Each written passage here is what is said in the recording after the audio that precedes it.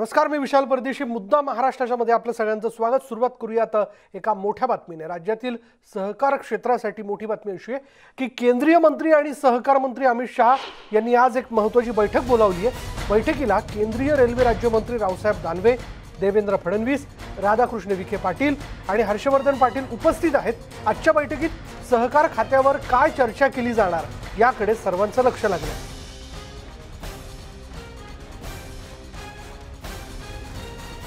याविषयी अधिक माहिती जाणून घेऊयात. आमचे प्रतिनिधी प्रशांत लीला रामदास आपल्याबरोबर आहेत. प्रशांत, या बैठकीबद्दलची काय माहिती आहे?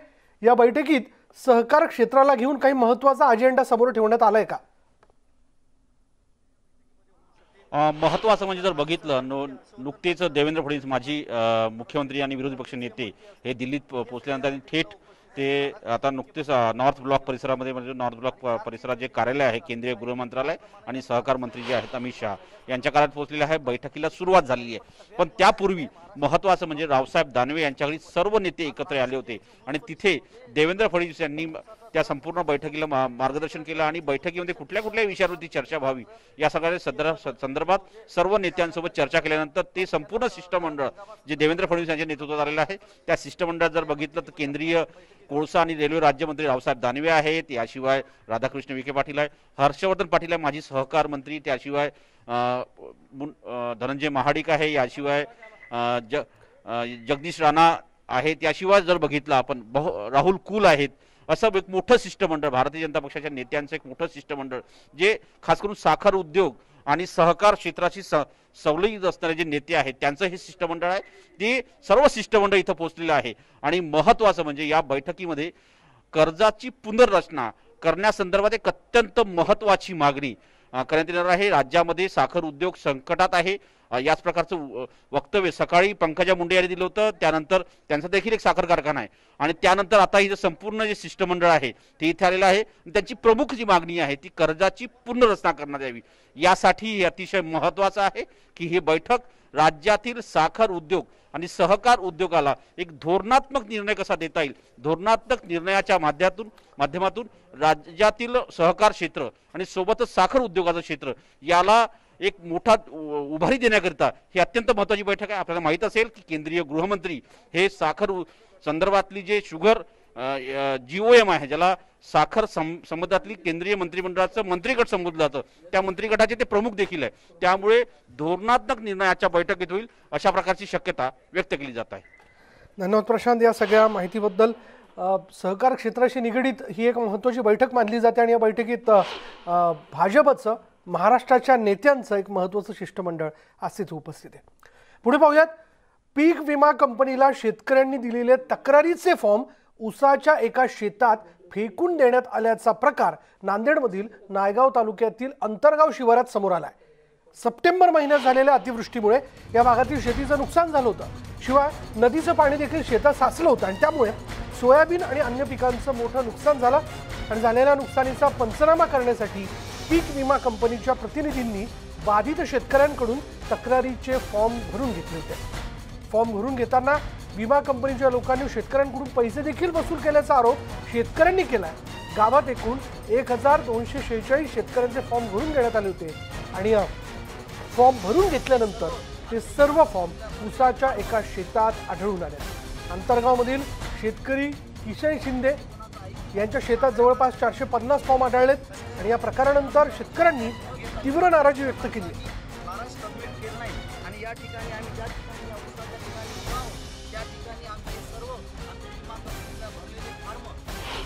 ते अध्यक्ष व गावातील सर्व विमाधारक शेतकरी या ठिकाणी आले आणि आपापले फॉर्म बघितलेले आहेत. तरी मी माझ्या शेतकऱ्याच्या वतीने एक विनंती करत आहे, कारण आज आतापर्यंत जे पावसाने जे धुमाकूळ घातला आणि सर्व शेतकऱ्यावर संकट पहिलेच उभा होतं आणि त्यामध्ये विमा कंपनीच्या प्रतिनिधींनी गावामध्ये येऊन विमा कंपनीची पाहणी करताना नुकसान भरपाईची पाहणी करत असताना पण कोणाकडून 200 रुपये कोणाकडून 500 रुपये अशा प्रकारे लाच घेऊन त्यांनी पाहणी केली. माझ्या शेतामध्ये मी चाऱ्याकरता ऊस आणण्याकरता वावरात गेलो. वावरात जाऊन ते ऊस तोडताना माझ्यासमोर एक फार्म गट्टा नदरी पल्ल्यास गावात जाऊन आलाशिंग करून सगळ्या गावाला कळिलं कोणाकोणाचे फार्म आहात बाबा इथं ऊसामध्ये आमच्या फार्म गवसवलेत 50-50 फार्म हात म्हणून मी सगळ्या गावाला कळलो. याच्यात सगळ्यांना दखल घेऊन पत्रकाराला कळून याची दखल घेऊन योग्य ते कारवाई करावी. कंपनीच्या माध्यमातून आलेले जो 2 एजंट होते त्यांनी सगळे शेतकऱ्याला बोलावून पंचनामे केले. पंचनामे करतेवेळी त्याने वेगवेगळ्या त्याच्या पद्धतीने पैसे वसूल केले आणि आमचा भोळा भाबडा शेतकरी आपल्या गोदावरीनंही बुडालं आणि वरच्या पावसानंही गेलं. आता कमीत कमी आपल्याला विमा तरी भेटेल या हेतूने आमचा भोळा भाबडा शेतकरी जसं जमल त्या पद्धतीने त्यांची जे मागणी होती ती मागणी पुरवठा करून 100 दिले, 200 दिले, 500 दिले. आणि याचबद्दल आपण बोलणार आहोत. आमचे प्रतिनिधी मुजीब शेख देखील आपल्याबरोबर आहेत. मुजीब, आधीच शेतकऱ्यांना पीक विमा जो आहे तो हवा तेवढा आणि सगळ्यांनाच तो मिळू शकलेला नाहीये. त्यात पीक विमा कंपन्यांच्या प्रतिनिधींनी हे जे फॉर्म भरून घेतले ते एका शेतात अगदी फाटलेल्या अवस्थेत फेकलेल्या अवस्थेत आढळतात. याचा अर्थ नेमका काय काढायचा? बरोबर आहे विशाल, अतिशय गंभीर हा असा प्रकार म्हणावा लागेल. आपण पाहतोय की मागच्या 2 महिन्यापासून मराठवाड्यात आणि नांदेडमध्ये देखील मोठ्या प्रमाणामध्ये अतिवृष्टी झाली. मोठ्या प्रमाणामध्ये पुराचे पाणी क्षेत्रामध्ये साचले. त्यामुळे प्रचंड प्रमाणात जे आहे ते पिकांचं नुकसान झालं आणि अशात मग शेतकऱ्यांनी पेरणी करताना पीक विमा भरला होता, पीक विम्याचे पैसे भरले होते. त्यानंतर नुकसानीचे पंचनामे पीक विमा कंपन्यांमार्फत करण्यात आले होते. अनेक गावांमध्ये सगळीकडेच ही प्रक्रिया करण्यात आली होती. परंतु आपण इथं पाहतोय की इथं हे पंचनामे जे लोक आले होते विमा कंपनीचे प्रतिनिधी त्यांनी तक्रारीचे अर्ज यांच्याकडून भरून घेतले. ते तक्रारीचे अर्ज भरल्यानंतर त्याच्यामध्ये सविस्तर अशी माहिती असते की नेमकं वावर कुठं आहे, किती आहे, किती हेक्टरमध्ये कोणतं पीक आहे, किती प्रमाणात त्या पिकाचं नुकसान झालं आहे, अशी संपूर्ण परिपूर्ण माहिती या अर्जामध्ये असते. आणि ही तक्रारीचा अर्ज नंतर ते कंपनीमध्ये सबमिट करतात आणि त्यानंतर यांच्या खात्यावरती पीक विम्याचे पैसे जमा होतात. परंतु आपण पाहतोय की हा इतका गंभीर प्रकार इथं आढळलेला आहे. इथं जवळपास 1246 शेतकऱ्यांचे अर्ज भरण्यात आले होते आणि त्यापैकी तब्बल 450 अर्ज इथं आता अशा पद्धतीने फेकलेले आढळले. त्यामुळे या शेतकऱ्यांना आता पीक विमा मिळणारच नाही हे निश्चितच झालेलं आहे. अशाच पद्धतीने आणखीन किती गावात किंवा आणखीन किती ठिकाणी या पीक विमा कंपनीने अशाच पद्धतीने काही फॉर्म वगैरे फेकले का किंवा फॉर्म गहाळ केले का, हा देखील एक तपासाचा भाग आहे. दुसरा म्हणजे एकतर पीक विमा लोकांना वेळेत मिळत नाही. आपण पाहतोय की अनेक शेतकऱ्यांच्या तक्रारी असतात. ज्या वेळेला शेतामध्ये पाणी साचतं, अतिवृष्टी होते, पूर होते, त्या वेळेला अतिशय जाचक अशा अटी या पीक विमा कंपनीच्या असतात. त्याच वेळेला 72 तासाच्या आतमध्ये त्या शेतात जायचं, लोकेशन सगळं त्या नुकसानीचा फोटो काढायचा आणि ऑनलाईन तक्रार करून ऑनलाईन तो फोटो अपलोड करायचा. खरं तर जेव्हा पूर परिस्थिती निर्माण होते, अतिवृष्टी होते, त्या काळात आपण पाहतो की अनेक तांत्रिक अडचणी असतात. मोबाईलला नेटवर्क नसतो, टावर नसतो, विद्युत पुरवठा खंडित झालेला असतो. ह्या सगळ्या गोष्टी शेतकऱ्यांना करताना नाकी 9 आलेलं असतं. इतकं सगळं करून देखील आता अशा पद्धतीनं भामटेगिरी करून या कंपनीने एका प्रकारे शेतकऱ्यांची फसवणूकच केलेली आहे. दुसरं म्हणजे हा कंपनीचा तर कट नाही ना, असा देखील एक संशय यावरून निर्माण झालेला आहे. कारण की मोठ्या प्रमाणामध्ये शेतीचं नुकसान झालेलं आहे. नांदेडमध्ये जवळपास 80% सोयाबीन पूर्णतः गेलेलं आहे. त्यामुळे मोठ्या प्रमाणात शेतकऱ्यांना पैसे द्यावे लागतील म्हणून कुठं असं देखील कळतंय की हे फॉर्म भरून घेत असताना या शेतकऱ्यांकडनं काही पैसे देखील घेण्यात आले. किती पैसे घेण्यात आले आणि ही कंपनी कोणती आहे? इफो टोकियो नावाची ही कंपनी वेगवेगळ्या जिल्ह्यांमध्ये वेगवेगळ्या कंपन्यांना अशा पद्धतीची कामं शासनाकडून देण्यात आलेली आहे. आणि ज्या वेळेला पेरणी होते त्यावेळेला शेतकरी कंपनीमध्ये म्हणजे ज्या कंपनीचं जिथं कार्यालय असेल, तालुक्याच्या ठिकाणी असेल, जिल्ह्याच्या ठिकाणी असेल, इथं येऊन ते पीक विम्याचे पैसे भरतात. परंतु ज्या वेळेला नुकसान होते त्या वेळेला कंपनी आपले प्रतिनिधी खरंच तिथं नुकसान झालं की नाही हे त्या जाती प्रतिनिधी पाठवत असतात. परंतु यापूर्वी देखील अनेक अशा तक्रारी आहेत की 10वी नापास, 8वी नापास अशा मुलांना कंपनीने प्रतिनिधी म्हणून इथं नेमलेला आहे. आणि ह्या 10वी नापास, 8वी नापास विद्यार्थ्यांकडनं ते जे अर्ज आहेत किंवा जी पाहणी आहे, जे पंचनामे ते करून घेण्यात येतोय. खरं तर कृषी क्षेत्रातला जो तज्ज्ञ असेल किंवा ज्याला कृषी क्षेत्रातली माहिती असेल अशा तज्ज्ञ व्यक्तींची यासाठी नियुक्ती करणं गरजेचं आहे. परंतु असे सगळेच नियम धाब्यावर बसवले जातात कंपन्यांकडून आणि अशा पद्धतीने शेतकऱ्यांची फसवणूक केली जाते. दुसरा जो प्रश्न होता की शेतकऱ्यांकडनं पैसे, बरोबर आहे, अनेक शेतकऱ्यांकडनं असे आरोप आता यापूर्वी अनेक तालुक्यातल्या असतील, अनेक गावातल्या शेतकऱ्यांकडून असा आरोप झालेला आहे की जे प्रतिनिधी इथे येतात ते 200-500 रुपयांची मागणी करतात आणि ते पैसे त्यांच्याकडे घेण्यात आले. मुझे तुम्ही आपल्याबरोबर असेच थांबा. आपल्या चर्चेमध्ये सहभागी होत आहेत विजय जावंद्यांशी आपण बोलणार आहोत. शेतकरी नेते विजय जावंदे आपल्यासोबत आहेत. विजय जावंदेजी, मला आपल्याला विचारायचं आहे की पीक विमा कंपनीला शेतकऱ्यांनी दिलेले तक्रारीचे फॉर्म एका ऊसाच्या शेतात फेकून देण्यात आल्याचा प्रकार उघड झालेला आहे. काय म्हणाल आपण याबद्दल? नाही, मला असं वाटतं की त्या कंपनीच्या वरिष्ठ अधिकाऱ्यांवर ताबडतोब कारवाई केली पाहिजे जर ते या कर्मचाऱ्यांवर कारवाई करत नसतील तर. आणि त्या कंपनीला पूर्णपणे भारतात व्यवसाय करण्यापासून बंदी केली पाहिजे. तिला ब्लॅकलिस्टेड मध्ये टाकलं पाहिजे आणि तिला बिलकुल कुठलाही इन्शुरन्स म्हणजे नुसतं पीक विमाच नाही तर अशा कंपनीला कोणताही इन्शुरन्सचा व्यवसाय करता येणार नाही. अशा पद्धतीची जर निर्णय घेतले गेले तर काहीतरी अद्दल घडवल्यासारखं होईल. नाही तर मग ट्रान्सफर ऑफ रिस्पॉन्सिबिलिटी प्रमाणे ते सांगतील की काय करावं, आमच्या कर्मचाऱ्याची चूक झाली, हे झाली, ते झाली. हे फार हे आहे. कारण की आता जर तुम्ही नैसर्गिक आपत्तीमध्ये त्याला 3 दिवसाच्या आत मोबाईलवरनं सगळं रिपोर्ट करायला सांगितलेलं आहे शेतकऱ्यांना तर क्लेम करता येईल. आता फॉर्म भरून घेतात आहेत, मग त्या फॉर्म भरण्यामधनं अशी थट्टा होते आहे. मला असं वाटतं की याचा अर्थ सरकारचं नियंत्रण नाही असं आपल्याला म्हणायचं. विजय जावंदेजी आपल्याबरोबर आता कृषी अधीक्षक रविशंकर चलवदे देखील आहेत. रविशंकर चलवदेजी, आधीच पीक विमा जो आहे तो काही शेतकऱ्यांच्या हाती पडू शकलेला नाहीये. त्यामध्ये या तक्रारीचे फॉर्म एका ऊसाच्या शेतात फेकून दिल्याचे आढळून येतात. म्हणजे थोडे तिडके नाही, 450 फॉर्म आहेत. काय आपण याची दखल घेणार आहात? रविशंकर चलवदेजी,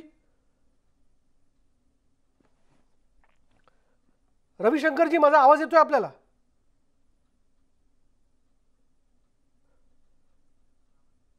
बर, विजय जावंदे यांच्याकडे जाऊयात पुन्हा एकदा. विजय जावंदेजी, आपण मुद्दा पूर्ण करत होतात की शेतकऱ्यांची सपशेल फसवणूक केली जाते. बघा, या सगळ्या कंपन्या ज्या आहेत ना त्यांना वेगवेगळे अटी तटी टाकलेलं आहे. आता याच्यामध्ये नैसर्गिक संकट आहे, शेतात पाणी आहे, शेतात या अवकाळी पावसामुळे सगळं पीक उद्ध्वस्त झालेलं आहे, पीक कापून ठेवलेलं आहे, त्याच्यावर पाऊस झाला आहे, ते पीक खराब झालेलं आहे, याची तरतूद आहे ना पीक विमा योजनेमध्ये. आणि त्याच्याकरता जर तुम्ही फॉर्म भरून घेत असाल आणि ते फॉर्म जर असे फेकून दिले जात असतील तर याच्यापेक्षा जास्त शेतकऱ्यांची थट्टा काय होणार आहे आणि त्यांनी न्यायाची अपेक्षा काय करावी. आणि म्हणून मी म्हणतोय की अशा कर्मचाऱ्यांवरच कारवाई होऊ नये. त्या कर्मचाऱ्यांवर जर कारवाई झाली नाही तर त्या कंपन्यांना ब्लॅकलिस्टमध्ये टाकून त्यांना पीक विमा मध्येच नाही तर त्यांना कोणतंही काम करता येणार नाही अशा कंपनीला, अशी तरतूद करण्यात यावी. आणि अशी शिक्षा जर दिली या कंपन्यांना तरच काहीतरी डिसिप्लिन करता येईल. नाही तर मग येरे माझ्या मागल्या असं होईल, होत आहे, करता आहे आणि शेतकऱ्यांनाही फायदा नाही आणि सरकारची बदनामी होते. आणि सरकार या कंपन्यांकडनं निवडणुकीकरता पैसे घेते का असा समज मग शेतकऱ्यांमध्ये जातो आणि सगळी अविश्वसनीयता वाढत जाते. बरोबर बरोबर. थेट आपण प्रश्न विचारूयात. विजय जावंदेजी आपल्याबरोबर कृषी अधीक्षक रविशंकर चलवदे. रविशंकरजी, थोडे थिडके नाहीत तर पीक विमा कंपनीला शेतकऱ्यांनी दिलेले तक्रारीचे 450 फॉर्म एका शेतकऱ्याच्या शेतात फेकून दिल्याचा प्रकार समोर आलाय. याची कशी आपण दखल घेणार आहात? नाही, मी आता तिथे मला मान्य जिल्हाधिकाऱ्यांचा फोन होता तर त्याच्या संदर्भात तात्काळ आपण ती चौकशी करूया आणि जसं कोणी केला असेल तर त्याच्यावर कार्यवाही करू. परंतु दुसऱ्या बाजूला आपण सर्व शेतकऱ्यांचे नुकसान झालेलं आहे, ज्याने पीक विमा भरलेला आहे, सर्व शेतकऱ्यांचं नुकसान झालेलं आहे असं गृहीत धरून त्यांचे पंचनामे आणि नुकसान भरपाई देण्याच्या सूचना विमा कंपनीला आपण दिलेल्या आहेत. पण मग हे जे फॉर्म फेकून देण्यात आलेत, ही कंपनी नेमकी कुठली आहे याबद्दल काय कळू शकले का आपल्याला? नाही, मी आता माहिती घेतली नाही. कारण कंपनी आपल्याकडे विमा कंपनी कुठली आहे, एकच कंपनी आपल्याकडे, इफको टोकियो नावाची कंपनी आहे विमा कंपनी. बरोबर. हो, आता ते अर्ज नेमकं काय प्रकार झाला आणि काय नाही मी थोडीशी चौकशी करून घेतो. परंतु दुसऱ्या बाजूला ज्या शेतकऱ्यांचा असं झालं असेल तरी त्या शेतकऱ्यांच्या सर्व म्हणजे ज्यांनी पीक विमा भरलाय अशा सर्व शेतकऱ्यांचा आपण नुकसानीसाठी विचार केलेला आहे आणि त्याचे सर्व पंचनामे आपण करण्याच्या सूचना विमा कंपनीला दिल्यात आणि जवळपास आपण पंचनामे देखील केलेले आहेत. त्या देखील सर्व शेतकऱ्यांचा आपण नुकसानीसाठी विचार करणार आहे. पण रविशंकरजी, हे जे फॉर्म भरून घेण्यात आले नुकसानीचे तक्रारीचे फॉर्म, यात काही शेतकऱ्यांकडनं कोणाकडनं 200 रुपये, कोणाकडनं 250 रुपये, कोणाकडनं 400 रुपये असे देखील पैसे घेण्यात आलेले आहेत. या सगळ्याच्या शेतकऱ्यांना आवाहन केलं होतं की कोणीही पैसे भरण्याची, कोणालाही देण्याची आवश्यकता नाही. त्यांनी ऑनलाईन अर्ज करावा किंवा आपल्या कृषी विभागाच्या कर्मचाऱ्याकडे अर्ज द्यावेत आणि त्याप्रमाणे आता कोणी दिले असतील कोणाला तर त्यावर कारवाई करायला पाहिजे आपण. पण पीक विमा एजंट ऐकत नाही ना, त्या कंपनीचा प्रतिनिधी ऐकत नाही रविशंकरजी, ही वास्तविकता आहे. तो शेतीच्या बांधावर देखील यायला तयार होत नाही. त्याला द्यायला कल्पना दिलेली आहे आपण, आणि इव्हन कृषी विभागाच्या कृषी सहाय्यकामार्फत देखील अर्ज घेतलेले आहेत आपण मोठ्या प्रमाणावर. असं कुठे जर झालं असेल तर आपण निश्चितपणे त्या कंपनीच्या कर्मचाऱ्यावर आपण कारवाई करू. पण या सगळ्याच्यात काही मूलभूत प्रश्न देखील उपस्थित होत आहेत. शेतकरी कुठून ऑनलाईन अर्ज करणार आहे? इंटरनेट सेवा कायम असणं की त्यांनी ईमेलद्वारे किंवा ऍप आहे आणि त्याचा एक टोल फ्री क्रमांक आहे, शक्यतो या पद्धतीने करावा. नाही जर शक्य झालं तर आपल्या गावात जे काही सुविधा केंद्र आहे CSC सेंटर तिथं जाऊन त्यांनी करावा. आणि या उपरी आपण सर्व कृषी सहाय्यकामार्फत ज्यांना शक्य झालं नाही त्यांच्या मार्फत देखील ऑफलाईन अर्ज गोळा केलेले आहेत. आपण त्या विमा कंपनीकडे अर्ज द्यावेत असं कधीच सांगितलेलं नव्हतं आपण. तर विमा आपण कृषी विभागाकडे अर्ज आल्यानंतर मग आपण त्या विमा कंपनीकडे हँडओव्हर करत असतो. बरं, रविशंकरजी असेच थांबा. आपण आमच्या बरोबर विजय जावंदियाजी खिलेत. विजय जावंदियाजी, आपल्याला रविशंकरजी यांना काही प्रश्न विचारायचा आहे? मला नाही, ते जे म्हणतात आहेत की आम्ही शेतकऱ्यांकडून अर्ज गोळा केले आहेत आणि आम्ही त्यांना देणार आहोत, मग एवढं जर स्पष्ट होतं तर मग ते गेले कसे अर्ज त्यांच्याकडनं घ्यायला, का गेले ते? आणि याची व्यवस्था का नाही सरकारी यंत्रणेने केली? हा तर मग आफ्टर थॉट झाला ना. आणि जर सरकारने हा निर्णय घेतलेला आहे की ज्यांची नुकसान झालेली आहे त्यांचे अर्ज घेतलेले आहेत त्यांना सगळ्यांना नुकसान भरपाई मिळणार आहे, तर मग त्या विमा कंपनीचा माणूस जाऊन त्यांच्याकडनं अर्ज भरून त्यांच्याकडनं पैसे घेतो, हे कशा करता घेऊ शकतो तो? जर तुम्ही तुमचा जर कृषी अधिकारी तिथे काम करतोय तर त्यांनी सांगायला पाहिजे काही करायची गरज नाही, आम्ही तुमच्याकडनं अर्ज घेतलेला आहे, आम्ही कंपनीला देतोय आणि तुम्हाला त्याचं कॉम्पिटिशन मिळणार आहे. मला समजत नाही की असं तर हे काय कशा करता करतात. तर बरं, रविशंकरजी काय म्हणणं आपलं या विषयावर? नाही, आपण वर्तमानपत्रातून वेळोवेळी प्रसिद्धी दिलेली आहे की कोणत्या पद्धतीने शेतकऱ्यांनी अर्ज करायचा आहे. विमा कंपनीकडे फक्त तालुका कार्यालयात जर असेल तर तिथे द्यायचं आहे, नाहीतर आपले कृषी विभागाचे कर्मचारी आणि वेगवेगळे माध्यम जे आहेत त्या माध्यमातून शेतकऱ्यांनी ऑनलाईन टोल फ्री क्रमांक किंवा ऍप आहे किंवा ईमेल आहे या पद्धतीनं त्यांनी अर्ज करायचा आहे किंवा कृषी विभागाकडे देऊन मग आपण त्या कंपनीकडे देतो, अशी आपण वर्तमानपत्रातून वेळोवेळी प्रसिद्धी दिलेली आहे. कशाला करायची? शेतकऱ्यांकडून जर त्यांनी काही एखाद्या कंपनीनं अर्ज घेतली असतील तर त्याची त्यांनी रितसर नोंद घ्यायला पाहिजे. तर तसं झालं नसेल तर आपण त्याची सविस्तर चौकशी निश्चितपणे करू. विजय जावंदेजी, पुन्हा बघा ते तसंच म्हणतात आहेत की करायला पाहिजे, ऑनलाईन करायला पाहिजे, मेलनी करायला पाहिजे, आणि नाही झालं असेल तर आम्ही करणार आहोत, आमचे लोक घेणार आहेत. मला समजत नाही की जर मोठ्या प्रमाणात हे आहे तर तुम्ही फक्त एकच कार्य हे करत वर्तमानपत्रातून देतात म्हणतात आहेत, मग इकडनं सुविधा केंद्राबद्ध करा म्हणतात आहेत. म्हणजे सगळं कन्फ्युजन आहे की नाही? कन्फ्युजन आहे. माझ्यासारखा जर कन्फ्युज होतो तर तो सामान्य माणूस कसा काय कन्फ्युज होणार आहे? तुमच्या गावातला जो कृषी सेवक सहाय्यक आहे त्याच्याकडनं सगळे अर्ज गोळा करून ते अर्ज सरकार कंपनीकडे देईल असं स्पष्टपणे का जाहीर करण्यात येत नाही, हा माझा सरळ प्रश्न आहे. रविशंकरजी, नाही, आता तो शेवटचा पर्याय ठेवलेला आपण. आता शासन निर्णयामध्येच असं नमूद केलेले त्याप्रमाणे आपण प्रसिद्धी दिली आहे. आणि मग शेवटचा पर्याय ज्यांना शक्य झालेला नाही त्यांनी आपल्या कृषी सहाय्यकाकडे अर्ज द्यावा असं पण त्यांनी. आपण कृषी सहाय्यकच नाही तर इव्हन आपण 3 दिवसात माध्यम जे आहेत कृषी विभागाचे अधिकारी किंवा तालुका कृषी अधिकारी कार्यालय इथं देखील डायरेक्ट आणून देऊ शकता असे आपण म्हटलेलं आहेच. पण आपल्या ज्या गाईडलाईन्स मध्ये आहेत की त्या पद्धतीनं अर्ज घ्यायचे असं आपण त्याला प्रसिद्धी दिलेलीच आहे. आता यामध्ये अजून सुधारणा करायची असतील तर आपण पुढच्या काळामध्ये आपण तसं रितसर आपण शासनाला कळवूया. आपण दोघांचे धन्यवाद आमच्याशी बोलल्याबद्दल. तर मुद्दा याच्या सगळ्या जर आपण लक्षात घेतला की फॉर्म देणं ती सगळी प्रक्रिया, यात तरी सध्या जे वास्तविक चित्र समोर येत आहे की नुकसानीच्या संदर्भात म्हणजे नुकसानीच्या तक्रारीचे जे फॉर्म भरून दिलेले होते ते फॉर्म एका शेतात फेकून दिल्याचे आढळलेले आहेत. आधीच आसमानी संकटाने हातातोंडाशी आलेला पिकाचा घास जो होता तो हिरावून नेलेला आहे. त्यात शेतकरी राजा वाट बघतोय ती या नुकसानीचे पैसे केव्हा हाती पडतील, ही नुकसानी केव्हा मिळेल. आणि या सगळ्याच्यात जर अशा प्रकार घडत असतील तर निश्चितच हा प्रकार संतापजनक आहे.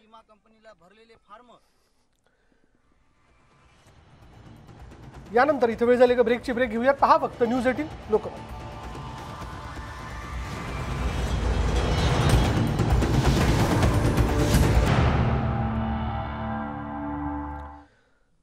मुद्दा महाराष्ट्राचा मध्ये ब्रेक नंतर आपण बघणार आहोत न्यूज 18 लोकमतच्या बातमीची दखल अखेर राज्य सरकारला घ्यावी लागली आहे. शेतकऱ्यांचं नुकसान होऊ देणार नाही असं खुद्द कृषी अधीक्षकांनी आश्वासन दिलंय. ब्रेकपूर्वी आम्ही जी महत्त्वाची बातमी दाखवली होती ती बातमी अशी होती की पीक विमा कंपनीला शेतकऱ्यांनी दिलेले तक्रारीचे फॉर्म एका ऊसाच्या शेतात फेकून देण्यात आल्याचा प्रकार घडलेला आहे। यावरती आम्ही कृषी अधीक्षक रविशंकर चलवदे यांच्याशी आम्ही बोललो। थेट प्रश्न आम्ही त्यांना विचारला आणि कृषी विभागाकडून मदतीचं आश्वासन देण्यात आलंय। या प्रकरणाची चौकशी करून कारवाई करणार असल्याचं देखील त्यांनी म्हटलंय आणि संबंधित अधिकाऱ्यांवर निश्चित कारवाई केली जाईल असं देखील रविशंकर चलवदे यांनी म्हटलं।